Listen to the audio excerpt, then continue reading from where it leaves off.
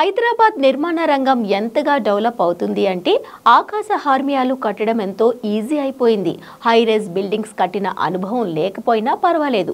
ఎంచక్క కోకాపేట్ నియోపోలిస్లోనే ఏకంగా స్కై స్క్రేపర్లను కట్టేయచ్చు. ఇందుకోసం నామమాత్రపు రుసుము కట్టి కోకాపేట్ నియోపోలిస్ వేలంపాటలో పాల్గొని ఎవరూ ఊహించని రేటుకు స్థలం దక్కించుకుంటే చాలు.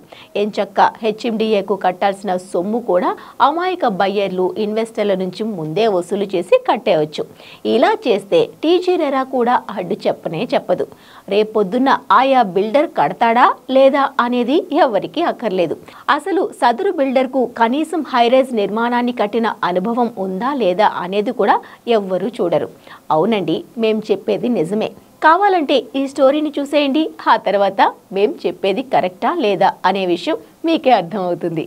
వజ్ర హౌసింగ్ ప్రాజెక్ట్స్ ఎల్ఎల్పి అనే సంస్థ ఏం చేసిందంటే ఇటీవల కోకాపేట్ నియోపోలిస్ వేలంపాటలో అత్యధిక ధర పెట్టి ఒక స్థలాన్ని దక్కించుకుంది.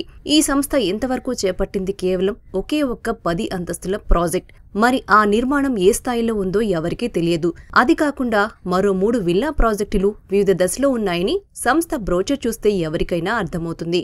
కనీసం ఒక్క హైరైజ్ నిర్మాణం చేపట్టిన అనుభవం లేకున్నా కోకాపేట్ నియోపోలిస్లో ఏకంగా 50-60 అంతస్తుల ప్రాజెక్టును నిర్మించేందుకు సిద్ధమవుతోంది. భూకంపాల్ని తట్టుకునేలా అగ్ని ప్రమాదాల్ని నివారించడానికి ఎలాంటి పటిష్ట చర్యల్ని తీసుకోవాలో తెలియకపోతే రేపొద్దున్న అందులో నివసించేవారి పరిస్థితి ఏమవుతుంది? కాబట్టి బయ్యర్లు ఈ విషయాన్ని గుర్తుపెట్టుకోవాలి. సరే, ఈ విషయాన్ని పక్కన పెడితే స్థలం వేలంపాటలో దక్కించుకోగానే ప్రీ లాంచ్లో ఫ్లాట్లను అమ్మడమేంటి? టీజీ రెరా అనుమతి లేకుండా ఏ బిల్డర్ అయినా ఇలా చేస్తాడా? అందుకు మన నిర్మాణ నిబంధనలు ఒప్పుకుంటాయా? ఈ విషయం తెలిసి కూడా టీజీ చైర్మన్ నిద్రపోతున్నాడా? అలా నియోపోలిస్లో స్థలం దక్కగానే ఇలా ప్రీ లాంచ్లో ఫ్లాట్లను సేల్ చేసి అదే సొమ్మును తీసుకెళ్లి హెచ్ఎండిఏకు కట్టడం ఎంతవరకు కరెక్ట్? మరి ఇదే విధానం కరెక్ట్ అయితే ప్రతి ఒక్క బిల్డర్ కూడా అదే చేస్తాడు కదా? మరి టీజీ రెరా వల్ల ఉపయోగమేంటి? ఈ విభాగాన్ని ఎంచక్కా మూసేస్తే ప్రభుత్వానికి కొంత ఖర్చైనా మిగులుతుంది కదా అని ఔత్సాహిక బయ్యర్లు భావిస్తున్నారు.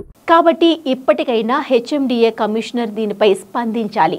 నియోపోలిస్లో స్థలం దక్కగానే ప్రీలాంచ్లో ఫ్లాట్లను విక్రయించే సంస్థను రద్దు చేయాలి. లేకపోతే ఇలా చేయడం కరెక్ట్ అని అధికారికంగా ఆయన ఒప్పుకోవాలి. టీజీ రెరా చైర్మన్ కూడా నియోపోలిస్ ప్రీలాంచ్ సేల్స్ కరెక్టా రాంగా అనే విషయంపై స్పష్టతనివ్వాలి.